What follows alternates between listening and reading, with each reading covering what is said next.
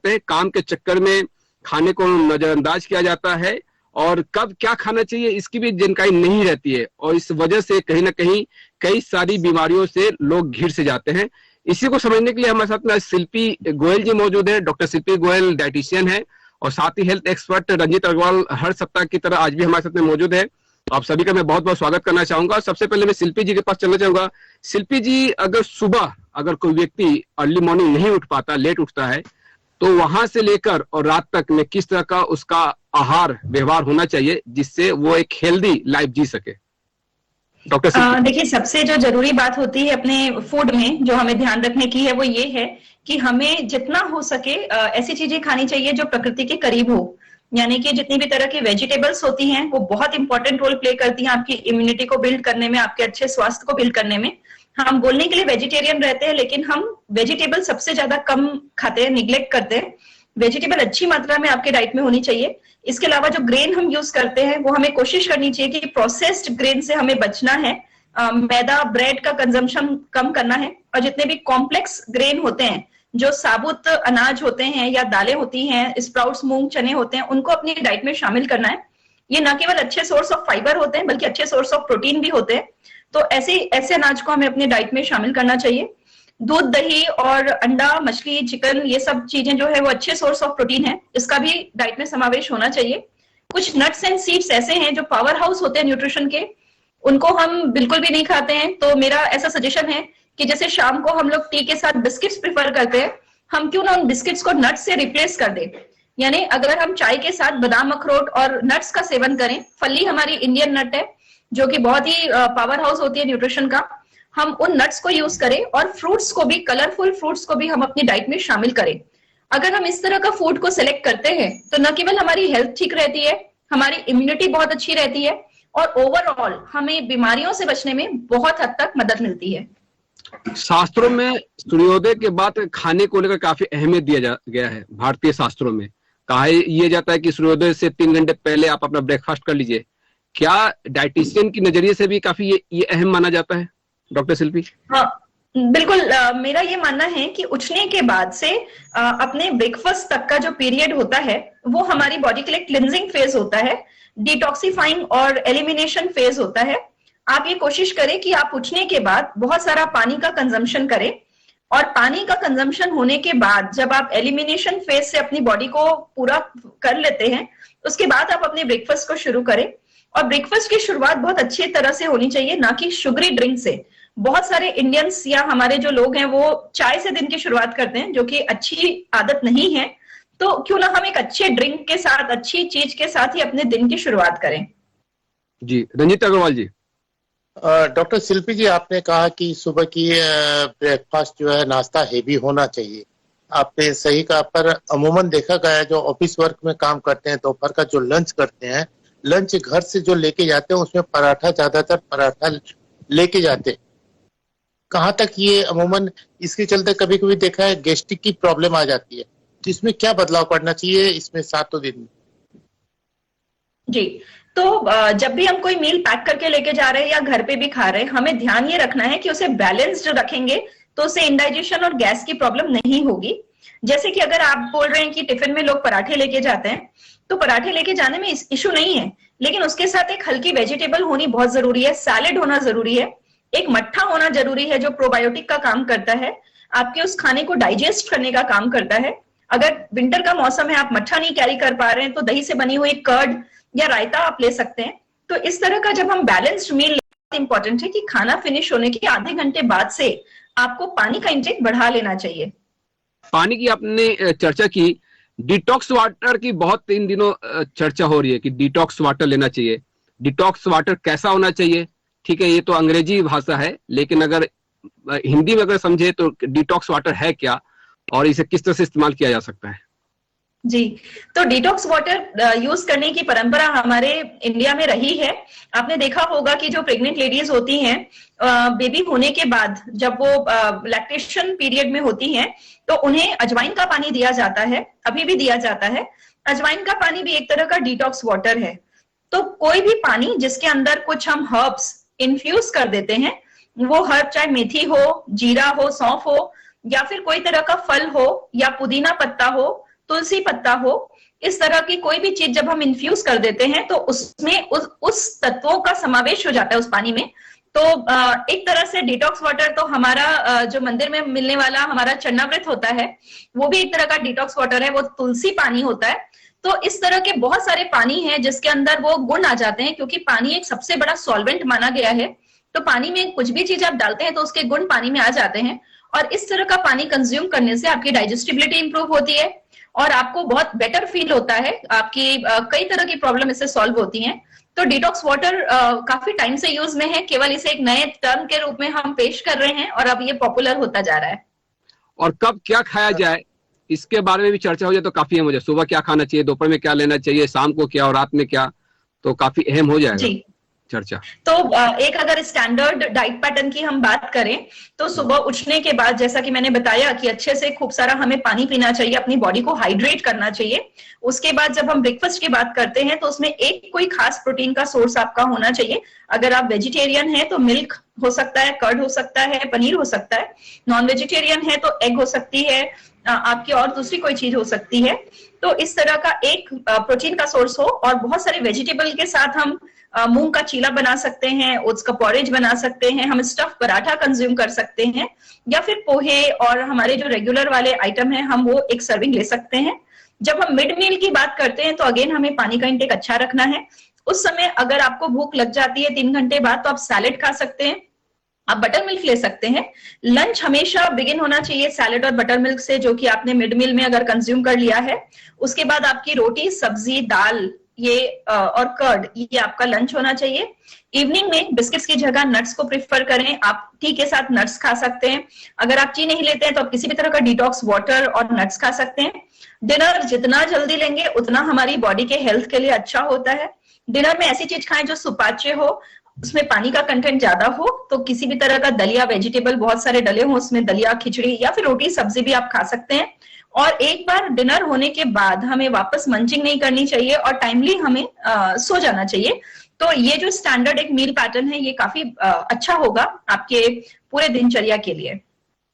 कहा यह जाता है कि जी एक सवाल मेरा ये खान पान से संबंधित है। दूध को सुबह लेना चाहिए या रात में लेना चाहिए? क्योंकि हम वेस्टर्न कंट्री में देखते हैं कि दूध अधिकतर अंडे के साथ में देखा जाता है, आम तौर पे फिल्मों में भी दिखाया जाता है, वेस्टर्न कंट्री फिल्मों में, कि सुबह नाश्ते के साथ में दूध ले रहे होते हैं।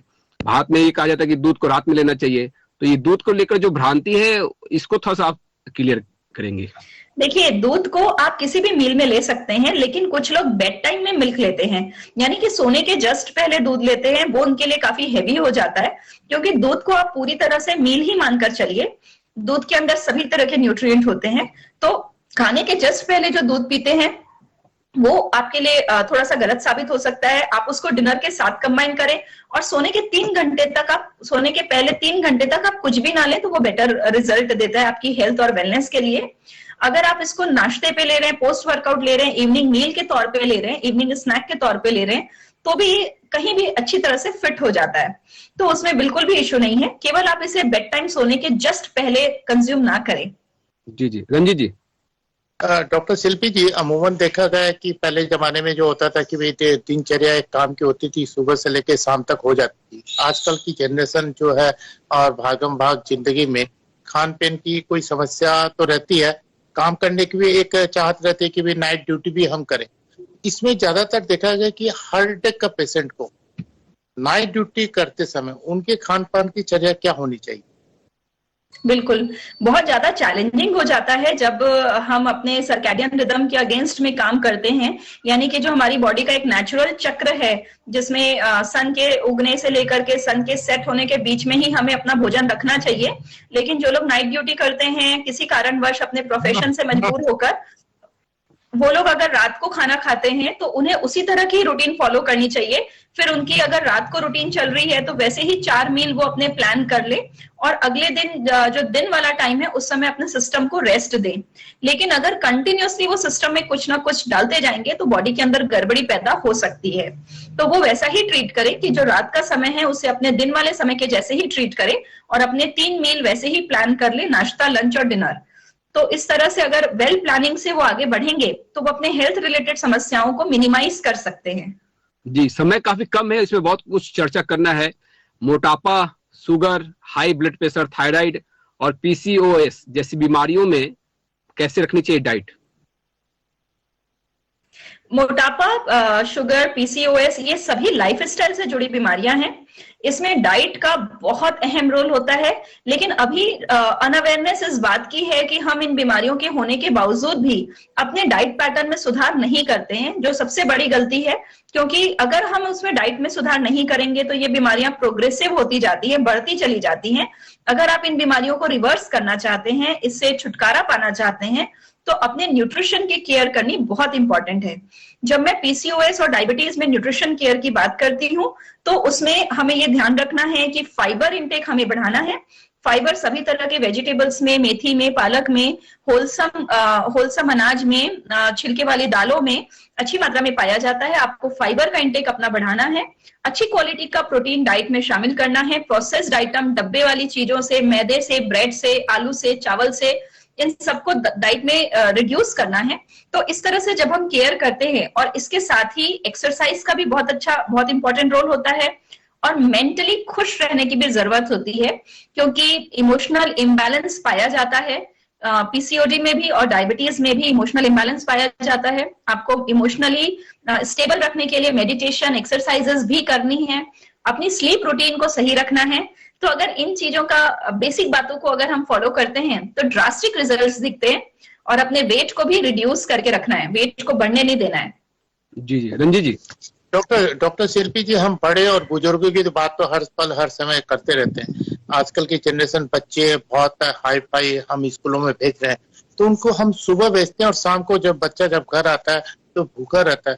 तो इसी दरमियान लंच में उनको बच्चे को क्या दिया जाए ताकि वो ऐसा, मतलब शुगर की प्रॉब्लम, आए दिन बच्चों को शुगर की प्रॉब्लम देखी जा रही है, तो इससे निजात पाने के लिए हमको डाइट चार्ट में क्या शामिल करना चाहिए बच्चों को लिए? सबसे पहले तो जरूरी इस बात की माताओं को समझने की है कि वो अपने बच्चों के भूख के पैटर्न को समझें। जब बच्चों को रियल में भूख लगती है, उस समय उनके लिए अच्छा मील प्लान करके दें। तो बच्चों को अच्छा मील प्लान करने का मतलब है, जैसे कि अगर बच्चे को स्प्राउट चाट दे रहे हैं हम, या इडली को वेजिटेबल के साथ फ्राई करके दे रहे हैं, वर्मीसिली का उपमा दे रहे हैं जो बच्चों को बहुत पसंद है, या अलग अलग तरह के कटलेट्स दे रहे हैं, या रोटी का काठी रोल दे रहे हैं, या हम नॉर्मली रोटी सब्जी भी दे रहे हैं। हर एक तरह का मील बच्चों के लिए बहुत अच्छा है। भेल बच्चों को बहुत पसंद आती है।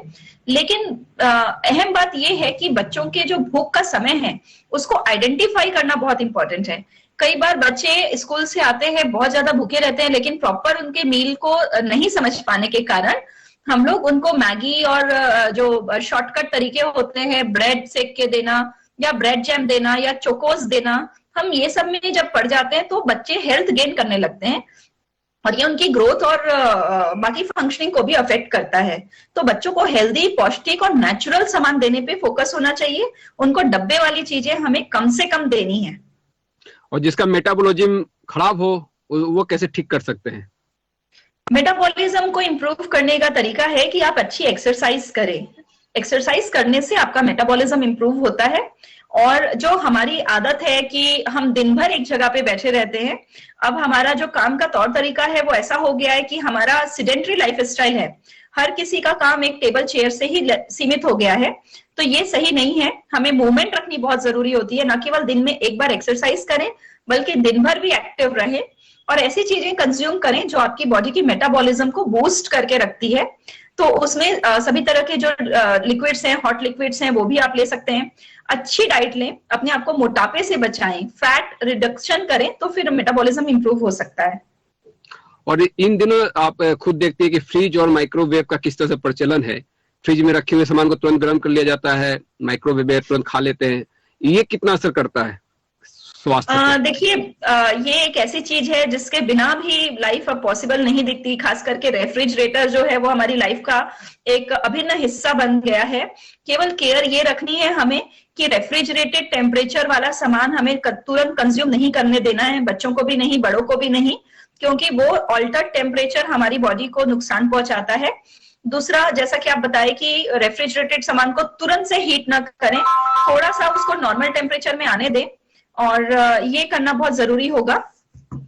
तो इस तरह से अगर हम कुछ बातों का ध्यान रखें, माइक्रोवेव ओवन में जो हम कुकिंग करते हैं, रीहीट के लिए यूज करते हैं, उसका बहुत ज्यादा साइड इफेक्ट तो अभी डॉक्यूमेंटेड नहीं है, लेकिन चूंकि रेडिएशन है एक तरह का, हमें उससे भी एक लिमिटेड यूसेज करें तो जितना भी हम नेचर से क्लोज होके रहते हैं उतना हमारे हेल्थ के लिए बेनिफिट है, और जितना हम नेचुरल से दूर जाते हैं उतना ही हमारे को रिस्क की चांसेस ज्यादा रहती हैं। तो always follow what nature gives you. ये डाइट में जो एक ड्यूरेशन होना चाहिए, गैप, वो कितने देर का होना चाहिए? जैसे लंच, डिनर या ब्रेकफास्ट, लंच, ये कितने गैप में कर लेना चाहिए? ये एक बहुत अच्छा सवाल है। अभी क्या है कि हम लोग में से कुछ लोग ऐसे हैं जो बहुत फ्रीक्वेंटली खाते हैं, बहुत जल्दी जल्दी खाते हैं, हमें लगता है कि ज्यादा गैप होगा तो हमारे शरीर के लिए नुकसानदायक है। और वहीं दूसरी एक पॉपुलेशन ऐसी है जो कि बहुत ही लंबा गैप करती है। तो इसमें कोई भी सेट पॉइंट तो नहीं है, लेकिन हाँ एक बात मैं ये जरूर कहना चाहूंगी कि खाने के बाद एटलीस्ट 3 घंटे का गैप देना चाहिए। फ्रीक्वेंटली खाते रहने से हम ओबेसिटी के शिकार होते हैं, हमारा पिछला खाया हुआ डाइजेस्ट नहीं होता और हम नेक्स्ट मील पे आ जाते हैं। तभी खाएं जब भूख लगी हो, बिना भूख के ना खाएं, भूख लगने पे, बॉडी के डिमांड आने पर खाएं। और 2 मील के बीच में स्टैंडर्ड गैप 4 घंटे का अच्छा होता है, लेकिन इसके ज्यादा बहुत ज्यादा 3 घंटे से कम का गैप रखते हुए कंटिन्यूअस खाने के फेज में ना रहें। जी जी, रंजीत जी। डॉक्टर शिल्पी जी, अमूमन देखा गया है कि हार्ट के पेशेंट जो उम्रदराज व्यक्ति रहते हैं उनका डाइट चार्ट कभी कभी बिगड़ जाता है, या अपने आप को समझ नहीं पाते हैं, किससे समझे क्या करें, क्यों हर चीज, छोटी छोटी चीज के लिए डॉक्टरों से सलाह मशुरा नहीं किया जा सकता फोन में। तो इसके लिए हमें क्या उपाय करना चाहिए? देखिए, जो लोग को हार्ट की तकलीफ है उन लोगों के लिए 4 बातें बहुत इंपॉर्टेंट है। एक तो रोजाना एक समय निकाले जब वो एक्सरसाइज करें, बहुत सारी ऑक्सीजन अंदर जाने से उनका हार्ट हेल्दी होता है। दूसरा, बहुत ज्यादा टेंशन और चिंता फिक्र नहीं करनी है, माइंड को काम और कूल रखना है। तीसरा, खाने में नट्स जरूर ऐड करने हैं। 4 बादाम हर दिन अगर खाते हैं, हार्ट हेल्दी रहता है उससे। लहसुन भी बहुत अच्छी मात्रा में, लहसुन का भी कंजम्पशन बहुत फायदेमंद देखा गया है। ग्रीन स्मूदी होती है जिसमें सभी तरह के पत्तेदार चीजों को पीस कर पिया जाता है, ये भी बहुत हेल्दी होती है हार्ट के लिए। और चौथी चीज ये है कि आप अपनी डाइट को हेल्दी रखें, वैरायटी ऑफ चीजें कंज्यूम करें। और जैसा कि हम कहते आ रहे हैं कि प्रोसेस्ड चीजें जो होती है जिसमें ट्रांस फैट होता है, जितनी भी तरह के चिप्स होते हैं, बिस्किट्स होते हैं, मिक्सचर होते हैं, तो पैकेज में जो चीजें आती है उसमें ट्रांस फैट होते हैं जो हमारे हार्ट के लिए बेहद नुकसानदायक होते हैं, ब्लॉकेजेस क्रिएट करते हैं। हमें उन चीजों से अपनी दूरी बनानी है। तो अगर हम इन बेसिक बातों को ध्यान में रखेंगे तो आई थिंक हार्ट हेल्दी रखना बहुत ही आसान है। एक असमंजस की स्थिति ये रहती है कि खाने के बाद में कब टहले कब सोए। कहा यह जाता है कि दोपहर खाने के बाद थोड़ा सा रेस्ट लेना चाहिए, रात में खाने के बाद में टहलना चाहिए। इसको थोड़ा सा साफ करेगी कि कब रेस्ट लेना चाहिए और कब टहलना चाहिए? तो बिल्कुल सही बात है कि रात के खाने के बाद थोड़ा टहल लें तो वो अच्छी तरह से बॉडी के अंदर डाइजेस्ट होने में आसानी मिलती है। और दिन के खाने के बाद तुरंत सो जाना तो थोड़ा खतरनाक है, क्योंकि उससे आप अपनी बॉडी के अंदर ओबेसिटी की संभावनाओं को बढ़ाते हैं। तो मेरा ख्याल है कि रात की नींद, अच्छी नींद होनी चाहिए 8 घंटे की। दिन में आपको लंबे समय तक सोने से बचना चाहिए। अगर ये 5 से 10 मिनट का नैप है तो फिर ठीक है, लेकिन मैक्सिमम लोग दिन में 4-10 मिनट की नैप न लेते हुए घंटे 2 घंटे की नींद लेते हैं। वो चीज उनको ओबेसिटी की तरफ वो करती है, प्रेरित करती है। बल्कि खाने के बाद थोड़ा सा मूवमेंट जरूरी है वो डाइजेस्ट होने के लिए प्रॉपरली। और रात की प्रॉपर नींद 8 घंटे की ही हमें फोकस करना चाहिए, दिन में सोने से बचना चाहिए। लेकिन आज की जो जिंदगी है, भागदौड़ की जिंदगी के अलावा जिस तरह से पिज्जा, बर्गर और इन सब चीजों में जो वेस्टर्न कंट्री के फूड है उस पर बहुत ज्यादा बच्चे फोकस करते हैं। अब तो यूथ भी फोकस करने लगे। इसमें कोल्ड ड्रिंक्स भी शामिल, और फ्रोजन फूड, खासकर फ्रोजन फूड का भी जो एक प्रचलन चल पड़ा है, बिल्कुल धीमा जहर है एक तरह का। हम लोग फैमिली गेट टुगेदर के नाम से या फैमिली टाइम के नाम से हर वीकेंड पे अपने बच्चों को इन चीजों से एक्सपोज करते हैं। पिज्जा और बर्गर पूरे फुल्ली लोडेड होते हैं मैदे से और ऐसी चीजों से जो कि बहुत टाइम पहले बनी है और अब आप उसको जाके कंज्यूम कर रहे हैं। जितने भी फास्ट फूड के चेन्स हैं वो बहुत ज्यादा रिस्की है हेल्थ के लिए। हमें ये ध्यान रखना है कि हम इन चीजों को कोरिलेट ना करें। अगर आप बाहर जा रहे हैं तो कोकोनट वाटर भी एक बहुत अच्छा सब्स्टिट्यूट है, और बहुत सारी हेल्दी चीजें, हेल्दी आउटलेट्स भी हैं जिस पे हम लोग फोकस कर सकते हैं। साउथ इंडियन खाना एक बेटर खाना है अगर आप आउटिंग करते हैं तो बिल्कुल कोल्ड ड्रिंक और जो फास्ट फूड है, पिज्जा बर्गर, उनसे स्ट्रिक्टली अपने बच्चों को अभी से ही हमें अपनी हेल्थ को सही रखना बहुत इंपॉर्टेंट है, नहीं तो आगे चल के यही समस्याएं बहुत बड़ी समस्याओं में कन्वर्ट हो जाता है। तो आप अपने डाइट में, अपने लाइफ में बैलेंस रखें और डिसिप्लिन को ना छोड़ें।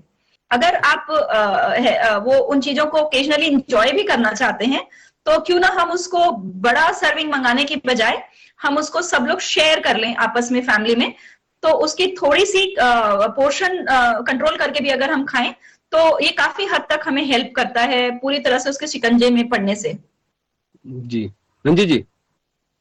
डॉक्टर शिल्पी जी, अमूमन देखा गया है आजकल के जो हम बच्चे लोग पे जो डाइट चार्ट पे हम चर्चा कर चुके हैं, तो स्कूलों में भी हम, जैसे आपने कहा, ब्रेड है, पिज्जा है, बर्गर है, चॉइस बिस्कुट, ये सब देते हैं। घर का बनाया वो खाना, उसमें क्या दिया जा सकता है जो खराब भी ना हो और बच्चों को स्वाद के अनुसार से उसको भरपेट खाना भी मिल जाए, नाश्ता भी मिल जाए? बिल्कुल, बच्चों को हमेशा क्रंची चीजें बहुत पसंद आती हैं और कुछ ऐसी चीजें जो वो पिकअप करके खा सके, अपने हाथ से उठाकर खा सके। और तीसरा, बच्चों को कलरफुल चीजें बहुत अट्रैक्ट करती हैं जो थोड़ी सी फैंसी लुक में होती हैं। तो अगर बच्चा चिप्स का बहुत शौकीन है तो आप बिल्कुल उसको रिप्लेस कर सकते हैं सेके हुए फॉक्सनट, जिसको ताल मखाना भी कहते हैं हम लोग अपनी कॉमन उसमें। तो सेके हुए ताल मखाने, घी में सेके हुए, रोस्ट किए हुए ताल मखाने उतने ही टेस्टी लगते हैं जितने की चिप्स लगते हैं। अगर आपका बच्चा बिस्किट्स बहुत ज्यादा खा रहा है तो आप घर में बनाई हुई, आप उनको शक्करपारे या इस तरह की कोई भी घर के बने हुए स्नैक आप ऑफर कर सकते हैं, जिसे आप मैदे की बजाय अपने होल आटे से बना सकते हैं। गुड़ का इस्तेमाल कर सकते हैं, जैगरी का इस्तेमाल कर सकते हैं।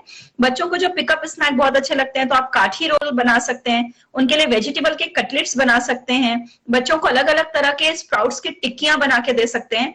स्प्राउट्स भी बच्चों को बहुत ज्यादा टेस्टी लगते हैं। इनफैक्ट हर एक चीज की अगर थोड़ी सी क्रिएटिव प्रेजेंटेशन हम कर दें तो वो बच्चों को बहुत अट्रैक्ट करती है। बच्चों को अच्छा खाना खिलाने के लिए आप उन्हें शॉपिंग में भी इन्वॉल्व करें, आप उन्हें अपने साथ लेके जाएं, उनके पसंद की वेजिटेबल को परचेस करें और फिर उनके सामने उनसे बात करते हुए उन चीजों को हम बनाएं। तो अलग अलग टाइप के अलग अलग टाइप के उत्तपम, फ्राइड इडली, ये सब भी बच्चों के लिए काफी अट्रैक्टिव आइटम है। तो आई थिंक बच्चों के मेनू के प्लान करने में थोड़ा सा हमें आर्ट को भी ध्यान में रखना बहुत इंपॉर्टेंट है। इन दिनों कोरोना का कहर भी देखने को मिल रहा है तीसरी फेज को, और मुझे लगता है कि इस कार्यक्रम में अगर इस पर चर्चा ना की जाए कि कोरोना में किस तरह डाइट होना चाहिए तो थोड़ी सी बेईमानी होगी। तो कोरोना में भी क्या डाइट काफी महत्वपूर्ण हो जाता है? बहुत ज्यादा महत्वपूर्ण होता है। कोरोना से ग्रसित होने के बाद तो डेफिनेटली आपकी डाइट हाई प्रोटीन डाइट आपको चाहिए जिसमें लिक्विड की मात्रा ज्यादा होनी चाहिए। पर कोरोना से अगर ग्रसित नहीं हुए हैं तब भी आपको एक बैलेंस्ड डाइट का सेवन करना बहुत इंपॉर्टेंट है। तो बैलेंस्ड डाइट की जब हम बात करते हैं तो 5 जो फूड ग्रुप होते हैं जिसमें पल्सेस, ग्रेन, आपके milk and milk products, nuts and vegetables and fruits, ये 5 जो फूड ग्रुप होते हैं जिसको हम लोग हाई 5 भी कहते हैं, ये 5 मिलके पंच बनाता है जो डिसीज को दूर रखता है।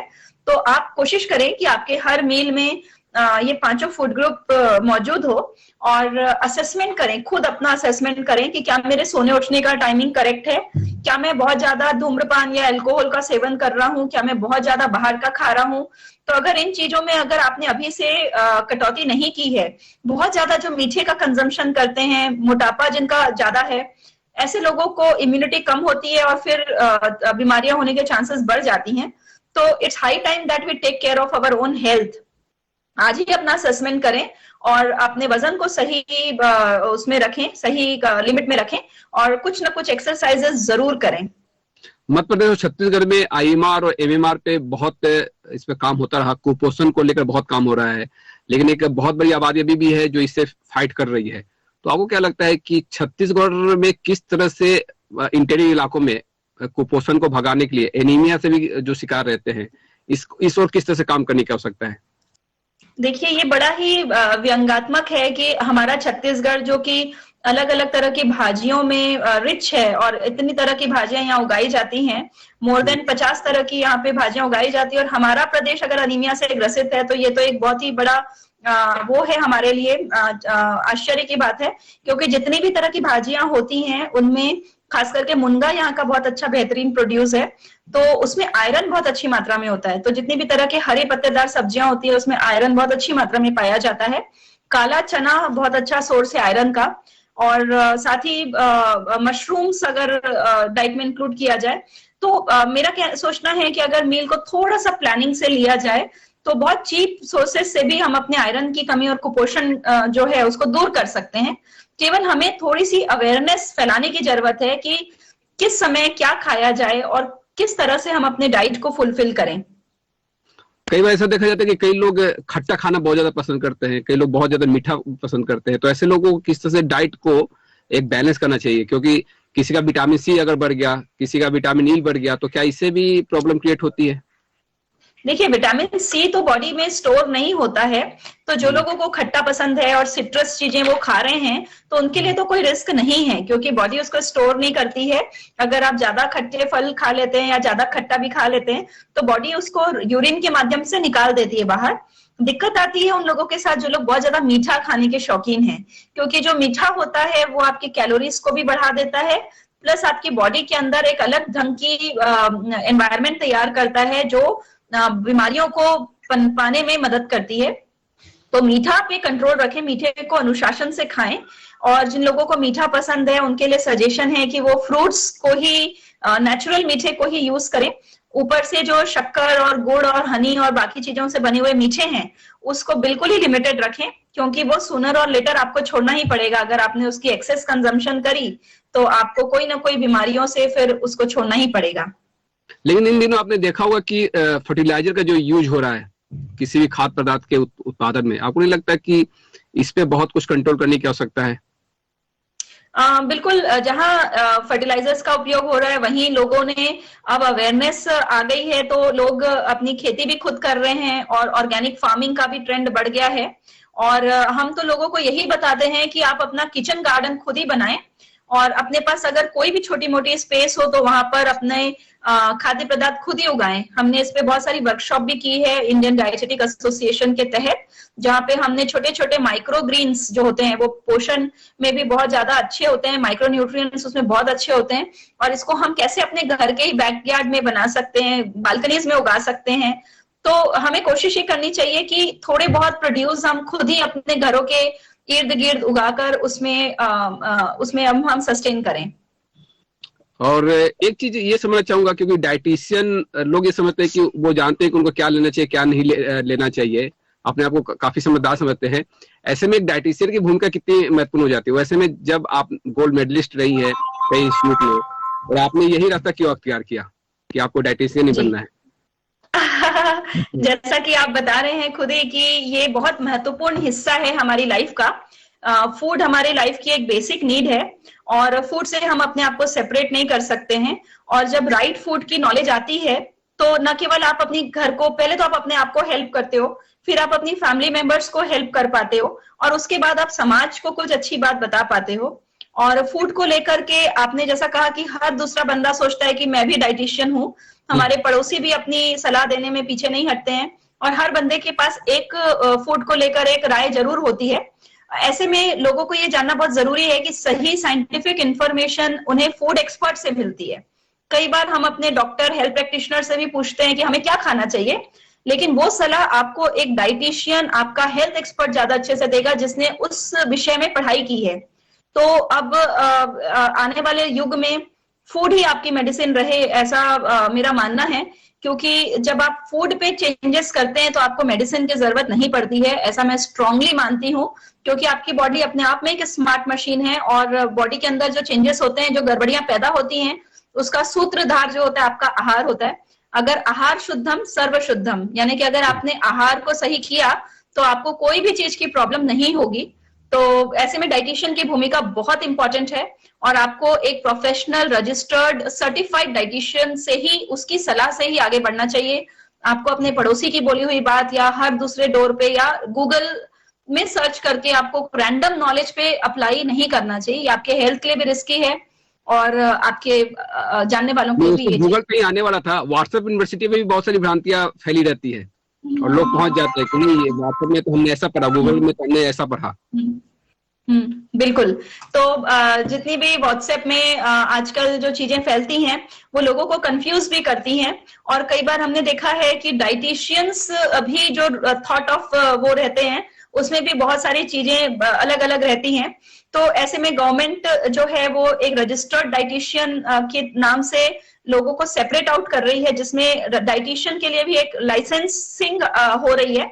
जो रियल में जो डिग्री होल्डर्स हैं उनके साथ अगर आप उस चीज को डिस्कस करते हैं तो आपको सही बात साइंटिफिक तरीके से पता चल जाती है। और इस प्रोग्राम में किसी पर्टिकुलर ऐसे केस के बारे में चर्चा करना चाहेंगी जो आपको लगा कि इस पे बात होनी चाहिए, लोगों को ये जानना चाहिए कि एक ऐसा केस जो डाइट की वजह से थोड़ा सा उसमें कई सारे चैलेंजेस थे और जिसपे आपने बहुत सफलतापूर्वक काम किया? बिल्कुल। मैं हर दिन देखती हूँ कि किस तरह से डाइट से लोगों की हेल्थ को सुधारा जा सकता है। ऐसे एक केस नहीं है, ऐसे अनेक केस हैं जो मैं एवरी डे देखती हूँ। हर दिन हम हेल्प कर रहे हैं लोगों को। मेरे पास कोरोना टाइम पे कुछ ऐसे मरीज आए थे जिनको नी रिप्लेसमेंट की सलाह दी गई थी उनके बढ़े हुए वेट के कारण। चूंकि कोरोना पीरियड था और वो अपने नीज को रिप्लेस उस समय नहीं करा सकते थे अच्छी सिटी में जाकर, हॉस्पिटल में जाकर, उन्होंने ये डिसाइड किया कि हम अपने वेट को कम करेंगे इस पीरियड में।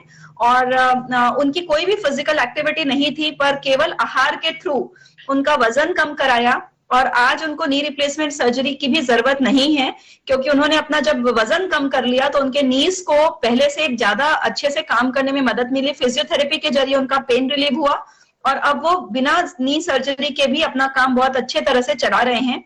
इसी तरह से मैंने देखा कि मेरे पास एक बंदे आए थे जिनका शुगर बहुत फ्लक्चुएट हो रहा था और एज भी ज्यादा नहीं थी उनकी, 30-35 साल के थे वो।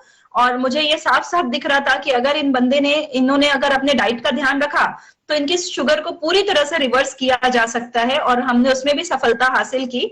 उनको जैसे ही डाइट के बारे में पता चला कि क्या गड़बड़ी वो कर रहे थे और जैसे ही उसमें करेक्शन किया, उनकी शुगर पूरी तरह से रिवर्स हो गई। और उनके डॉक्टर ने खुद मुझे कॉल किया और कहा कि भाई जो भी आपने किया है वो अचरज से ज्यादा है, और वो फिर बहुत सारे पेशेंट्स मेरे पास भेजते हैं अब वो डॉक्टर साहब। तो इस तरह से हम देखते हैं कि एवरीडे बेसिस पे पीसीओडी रिवर्स होते हुए देखते हैं, और प्रॉब्लम्स जो लोगों की रहती है, एसिडिटी तुरंत गायब हो जाती है। जैसे ही आप डाइट को सुधारते हैं एसिडिटी तुरंत काफूर हो जाती है।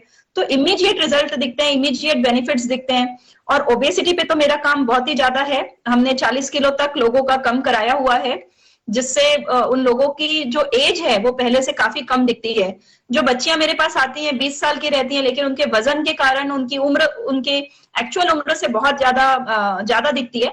जैसे ही उनका वेट रिवर्स होता है वो वापस अपने पुराने उस पे आ जाती हैं, और ये मुझे बहुत प्लेजर देता है कि हम लोगों की लाइफ में इस तरह का डिफरेंस क्रिएट कर पा रहे हैं।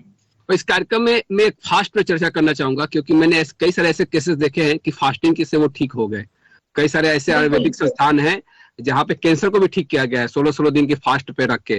फास्ट को लेकर थोड़ा सा चीजें क्लियर करें कि कब फास्ट रखना चाहिए। सप्ताह में क्या एक दिन फास्ट रखना चाहिए, या 16 घंटे का जो बोला जाता है कि रात में आप थोड़ा सा खाना कम ले फिर सुबह 16 घंटे गैप करके खाना शुरू करें, तो इसको थोड़ा सा आप क्लियर करेंगे तो बहुत बेहतर होगा।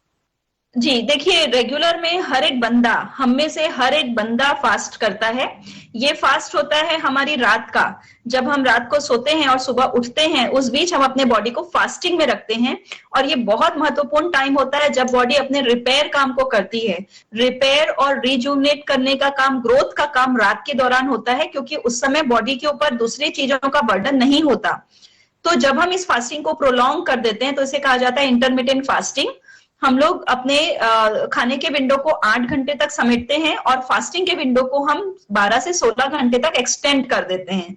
नॉर्मली हम में से हर कोई 8, 9, 10, 11, 12 घंटे का फास्ट तो हर कोई करता है। जब हम इस फास्टिंग को बढ़ा देते हैं, यानी कि 16 घंटे हम अपने पेट को खाली रखते हैं और 8 घंटे के विंडो पे कुछ खाते हैं, तो इससे काफी सारे हेल्थ बेनिफिट्स मिलते हैं। कैंसर में, हाइपर एसिडिटी में, ओबेसिटी में, डायबिटीज में, पीसीओडी में इतने बेहतरीन रिजल्ट्स मिलते हैं इस चीज के कि इसका बहुत फायदा हमको मिलता है। लेकिन इसे भी सही तरीके से करना इंपॉर्टेंट है।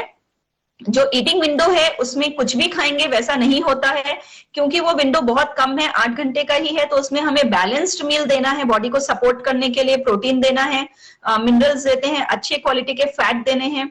तो हेल्दी मील प्लान करके आपको उस विंडो में लेना है। तो फास्टिंग के बहुत बेनिफिट्स होते हैं, लेकिन हमने अपने फास्टिंग को बहुत बिगाड़ करके यूज किया है। हम इंडियंस जो हैं वो फास्टिंग का सही मायने पे इस्तेमाल नहीं कर पाते हैं। कुछ भी खा लेते हैं, कुछ भी जी, बना और के कंटिन्यूस खाते हैं। हाँ। हमारे मायने में हम जो फास्ट करते हैं, हम उसमें सवेरे साबूदाना खा लेते हैं, दिन में कुछ खा लेते हैं, शाम को कुछ खा लेते हैं, रात को कुछ खा लेते हैं। तो सही मायने में किया हुआ फास्ट ही आपको बेनिफिट देता है। और इस तरह से जो फास्ट के नाम पर वो मायने समझना चाहिए कि फास्ट में क्या लेना चाहिए और क्या नहीं लेना चाहिए। बिल्कुल। तो फास्ट का मतलब होता है फास्ट यानी कि नो फूड, केवल पानी पे हैं। और कई बार लोग ड्राई फास्ट करते हैं जिसमें पानी भी नहीं पीते हैं। तो जो सबसे अच्छी क्वालिटी का फास्ट रखा गया है उसमें आप कुछ भी नहीं लेते हैं, ना पानी लेते हैं, ना भोजन लेते हैं।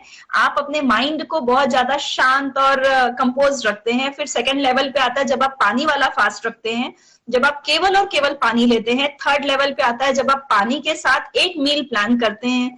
तो इस तरह से अलग अलग लेवल्स हैं फास्ट के। और जो कॉमन तरीके से हम लोग करते हैं वो है कंटिन्यूस खाते रहने वाला फास्ट। और उस फास्ट में हम डीप फ्राइड चीजें खा लेते हैं, बहुत ज्यादा स्वीट ले लेते हैं, तोड़ने के तुरंत बाद भी बहुत खा लेते हैं, बहुत ज्यादा खा लेते हैं। और इसके अलावा जो सबसे बड़ी आयरनी है सिचुएशन में और भी ज्यादा खराब करने वाली, वो ये है कि फास्टिंग में लोग कंटिन्यूस टी पीते रहते हैं, मतलब कंटिन्यूस चाय का सेवन करते रहते हैं। तो ऐसे फास्ट से अच्छा है कि आप फास्ट ना करें, क्योंकि वो आपके हेल्थ को डैमेज करता है, वो आपकी हेल्थ को बचाता नहीं है। तो फास्ट का मतलब है कि विदाउट फूड जो किया जाए वो फास्टिंग है। तो आप अगर विदाउट फूड रखते हैं अपनी बॉडी को तो उसके बेनिफिट अलग हैं। तो 8 घंटे का जो आपने विंडो कहा, मतलब वो 8 घंटे का एक टर्म पूरा होना चाहिए। उसके बाद बिल्कुल 8 घंटे आप अपने बॉडी को खिलाते हैं और 16 घंटे आप अपनी बॉडी को फास्टिंग देते हैं, रिलैक्स देते हैं। उस समय आप केवल और केवल पानी पे रहते हैं। रंजीत जी। डॉक्टर शिल्पी जी, हम हार्ट की बात किए, शुगर की बात किए, हर चीज की बात की। अमूमन देखा गया है कि किडनी के पेशेंट जिन्हें डायलिसिस हर हफ्ते में 2 या 3 लगते हैं, तो उनके डायलिसिस जब होती है तो खून की कमी ज्यादातर देखा गया है कि खून की कमी पाई जाती है। तो इसमें हमें डाइट चार्ट में क्या सुधार करने की आवश्यकता है? हाँ, डायलिसिस के जो पेशेंट्स होते हैं उनके डाइट को सही तरीके से प्लान करना बहुत इंपॉर्टेंट है। उसमें प्रॉपर मात्रा में प्रोटीन भी होना चाहिए, उनको खून की कमी ना हो, इसके लिए उनकी डाइट को इस ढंग से प्लान करना है कि उनकी सारी जरूरतें उसमें पूरी हो जाए। तो जितनी भी तरह की हरी सब्जियां हैं और जितनी भी तरह के नट्स हैं वो सब उसमें डालते हुए उनकी डाइट को इस ढंग से प्लान करना है कि हम उनके इमीडिएट कॉम्प्लिकेशन को तो कंट्रोल करें ही, साथ ही किडनी को फर्दर डैमेज होने से भी हम रोक सकें।